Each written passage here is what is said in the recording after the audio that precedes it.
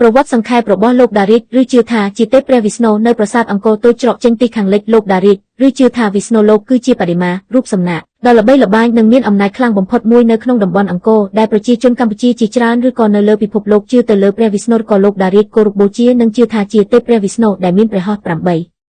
បច្ចុប្បន្នបដិមានេះត្រូវបានតម្កល់នៅក្នុងបន្ទប់ខាងត្បូងនៃច្រកចូលខាងលិចរបស់ប្រាសាទអង្គរវត្តមិនមែននៅប្រាសាទអង្គរតូចនោះទេប្រហែលជាមានការយល់ច្រឡំឈ្មោះឬទីតាំងព្រោះអង្គរតូចមានច្រកចេញចូលផ្សេងដូចជាច្រកជ័យជំនះប៉ុន្តែបដិមាលោកតារាជដ៏ល្បីនេះស្ថិតនៅអង្គរវត្តលក្ខណៈរូបរាងនិងប្រវត្តិសាស្ត្រ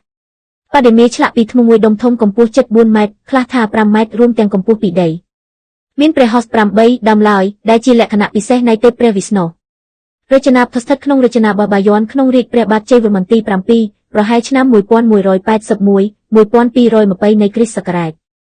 ដើមឡើយប្រហែលជាតំណាងអវលោកតេស្វរៈនៃពុទ្ធសាសនាមហាយានមិនមែនព្រះវិស្ណុដោយផ្ទាល់ទេតាមការស្រាវជ្រាវរបស់អ្នកបុរាណវិទូខ្មែរប៉ុន្តែក្នុងការជឿជាក់របស់ប្រជាជននិងអ្នកគោរពបូជាគេចាត់ទុកជាព្រះវិស្ណុឬទេពអ្នកការពារប្រាសាទអង្គរវត្ត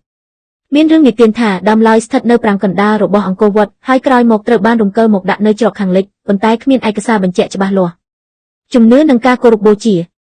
អ្នកស្រុកនិងអ្នកមកគោរពទូទាំងប្រទេសជឿថាលោកដារីកជាអ្នកតាឬទេពអ្នកការពារប្រាសាទអង្គរវត្តមានឫទ្ធានុភាពខ្លាំងអាចការពារផ្ដល់សេចក្តីសុខសុខភាពនិងសំណាងល្អគេហៅថាលោកដារីកឬវិស្ណុលោកដែលមានន័យថាអ្នកតាដ៏ធំឬក៏ស្ដេចទេពមនុស្សជាច្រើនមកថ្វាយបង្គំដាក់ធូបផ្កាផ្លែឈើឬសូម្បីតែមានថ្វាយមាន់ស្ងោរឬសត្វពិសេសដើម្បីសុំពរពីលោកតា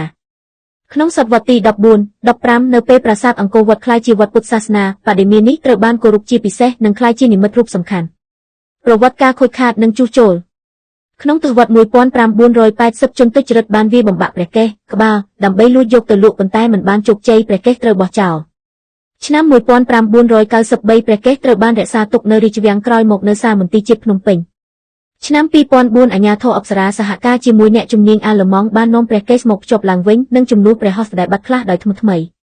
សរុបមកទោះបីអ្នកស្រាវជ្រាវខ្លះចាត់ទុកថាជាបដិមាអវលោកតេស្វរៈពីសម័យជ័យវរ្ម័នទី 7 ក៏ដោយក៏ក្នុងចិត្តប្រជាជនខ្មែរលោកតារាជនៅតែជាព្រះវិស្ណុឬទេពអ្នកការពារដ៏ពិសិដ្ឋបំផុតនៅអង្គរវត្តដែលមានអ្នកមកគោរពជាប្រចាំបើអ្នកទៅអង្គរវត្តចាំប្រាកដត្រូវឈប់ថ្វាយបង្គំនៅច្រកខាងលិចនេះ